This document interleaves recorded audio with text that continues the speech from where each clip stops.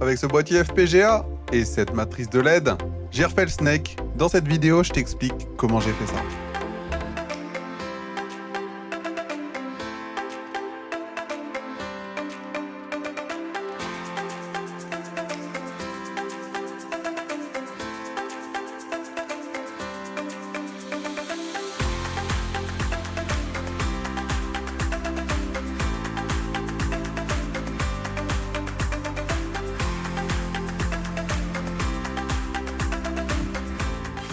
L'idée derrière ce projet, c'était de le faire en FPGA.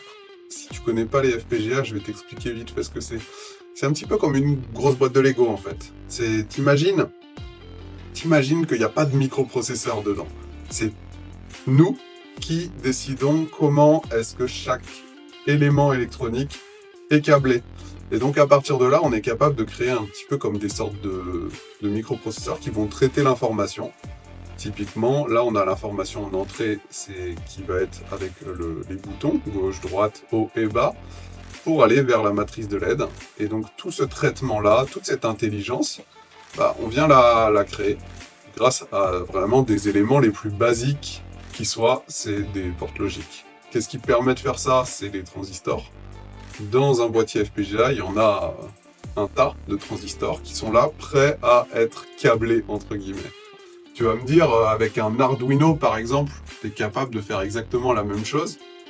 Et c'est le cas. On est capable de réaliser un Snake avec un Arduino. Il y a des microprocesseurs qui sont déjà pré-câblés. Là, l'avantage, c'est qu'en fait, on est capable de câbler les choses exactement pour l'architecture qu'on a envie de réaliser.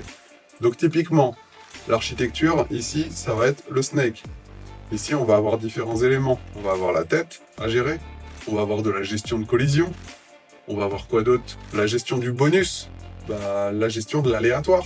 Voilà, c'est des choses à gérer sur un microcontrôleur.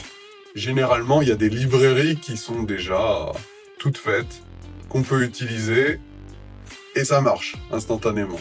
C'est bien pour prototyper, pour tester le système, c'est cool. Maintenant, si on veut passer un petit peu plus loin dans la production, l'idéal, c'est de pouvoir aller le plus bas niveau possible. C'est-à-dire d'avoir vraiment la gestion à l'électron près, enfin entre guillemets, peut-être pas à l'électron près non plus, mais là, une gestion vraiment beaucoup plus fine pour le choix du matériel. Bon, on avait le boîtier FPGA, ok, qui est là. Et donc ici, tu vois, il y a différentes petites entrées-sorties, etc. Il y a plein de petites pins. Comme sur un Arduino, tu me diras. La matrice de LED, donc ça c'est la sortie. Okay. Et en entrée, l'idée c'était de mettre des gros boutons à terme, des trucs comme ça.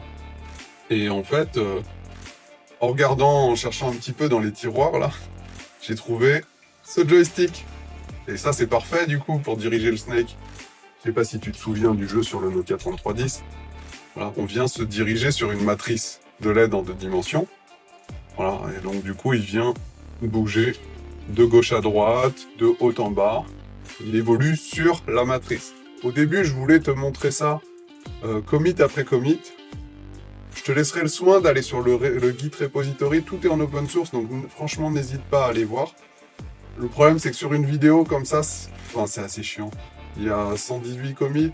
J'ai préféré franchement faire une vidéo plus explicative de qu'est-ce qu'on a conçu. Pour réaliser tout ça, au début, j'avais pas cette matrice de LED. Je l'ai commandé sur AliExpress. Le temps que ça arrive, je me suis dit, je vais pas rester me tourner les pouces, quoi. J'ai commencé à développer. Comment j'ai fait ça? J'ai utilisé les tests unitaires. Voilà. Simplement, sur la base de code, on a le choix entre VHDL et Verilog. J'ai utilisé Verilog. Pourquoi? Parce que je peux utiliser l'outil de test qui s'appelle CocoTB. Il est assez sympa parce qu'en fait, on écrit les tests unitaires en Python.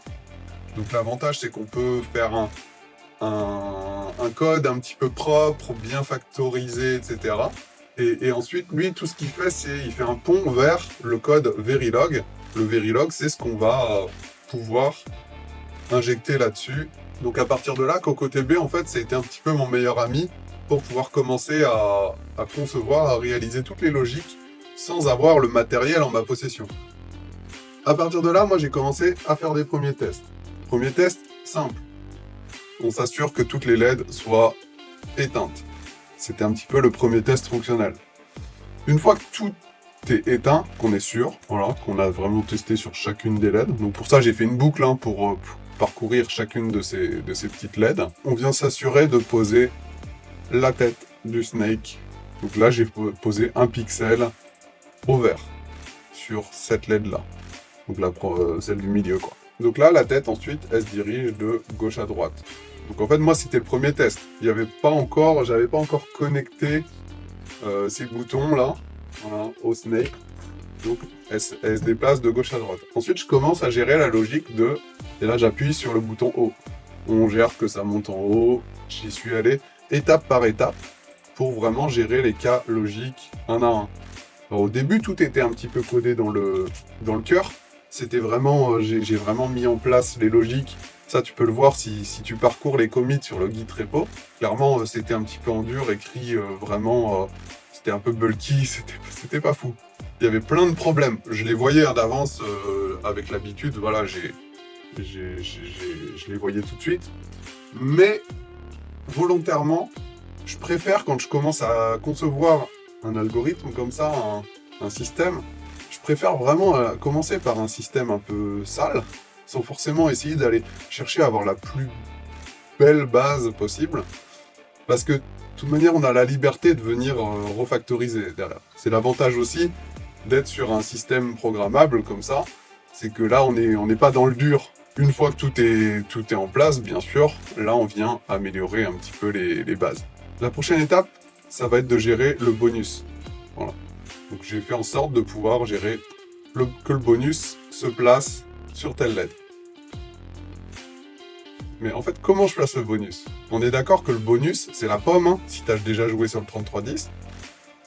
La pomme, finalement, en fait, elle arrive de manière aléatoire. Et l'aléatoire ne peut pas prévoir sa position sur la matrice. Où est-ce qu'il va apparaître? T'imagines si tu fais un test unitaire sur lequel tu as une fonction aléatoire. En fait, ton test unitaire, il va péter. Il va péter systématiquement. Pourquoi? Parce que toi, tu auras testé pour que le bonus il apparaisse là, et en fait, finalement, il va arriver là. Donc, c'est quelque chose de totalement imprévisible. Pour solutionner ça, j'ai simplement passé une valeur en dur en entrée, c'est-à-dire que là, c'est plus de l'aléatoire, c'est du prédictatoire. Je sais pas si ça se dit ce mot. Donc, à partir de là, j'ai pas eu à me soucier de comment est-ce qu'on réalise l'aléatoire, parce que l'aléatoire, c'est aussi une fonction qu'il faut réaliser, qu'il faut créer. Parce que là-dedans, c'est comme si on avait un désert total. Il n'y a rien il n'y a pas une librairie qui est déjà conçue qui va me dire voilà, tu as déjà une fonction, tu as juste qu'à taper random et tu as l'aléatoire qui arrive. Ça n'existe pas. Du coup, j'ai créé un petit composant. Bien sûr, pour faire ça, je me suis aidé avec Claude. C'est Claude Code qui m'a un petit peu aidé à trouver la petite formule parce que moi, je ne savais pas du tout. Et il n'y a rien de bien sorcier derrière, franchement. Donc, par contre, j'ai pas juste pris son code et je l'ai posé, ça marche, cool, youpi. Je me suis plutôt dit, allez, on va essayer de comprendre vraiment ce qui se passe derrière cette fonction de random.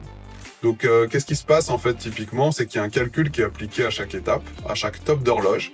Donc moi, ce que j'ai fait pour concevoir, tu te doutes bien, j'ai créé une suite de tests, voilà, qui me permettent de gérer cette fonction de random. Et j'ai simulé le premier top d'horloge, le deuxième, à quelle position il sera, etc., etc. Le bonus, du coup, je suis en mesure de le placer à tel endroit précis. On commence le jeu ici. Ok, la tête, elle commence ici. Moi, je m'assure dans mon test de placer le bonus juste derrière. Voilà.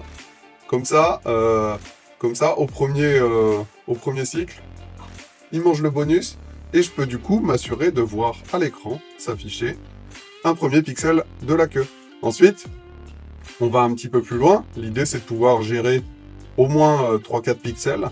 C'est qu'à partir de 3-4 pixels qu'on va être en mesure de faire une manip pour pouvoir se mordre la queue. L'idée, c'était de faire une simulation avec quelques bonus de placer à l'écran pour pouvoir gérer cette collision.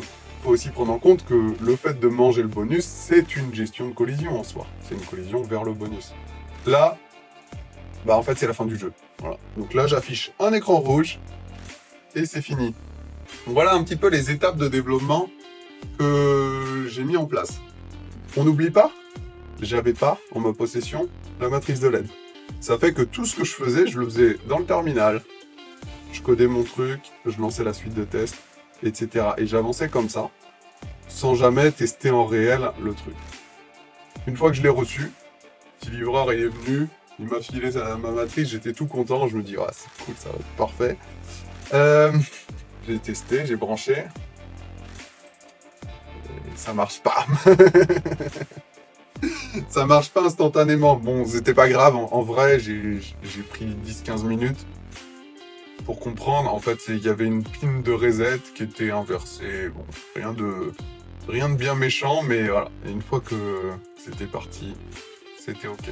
Quelques petits bugs à corriger, quelques petites choses qui n'ont pas nécessairement été vues dans la conception via les tests. Mais au moins, ça m'a permis globalement, on va dire peut-être une semaine, de réaliser ce Snake. Non, peut-être pas une semaine, on va dire plutôt 2 semaines pour être plus réaliste. Mais voilà ce qui s'est passé dans ce projet. Après, j'ai fait, une fois que tout fonctionnait sur la vraie matrice, etc., j'ai réalisé quelques autres petites choses. Il a fallu gérer pour fonctionner avec ce joystick. Donc j'ai dû créer un composant. C'est un repository à part entière. Voilà. Donc, dès que j'ai des composants un peu réutilisables, ma lumière s'éteint toute seule. Bah d'accord. Attends. On va la rallumer. Ouais, c'est bon. C'est pas fini. Je disais que oui, dès qu'il y a des composants un petit peu réutilisables, bah en fait j'hésite pas à les sortir dans un petit repository à part entière, comme ça en fait on peut les réutiliser d'un projet à l'autre. C'est bon, c'est pas rééteint. Ok. Et bah sur ce, je pense qu'on a fait à peu près le tour de la question. N'hésitez pas en commentaire franchement à me demander s'il y a des choses un petit peu à préciser. N'hésitez pas à me mettre des petits commentaires, à faire un petit like. Une prochaine étape, on fait un boîtier.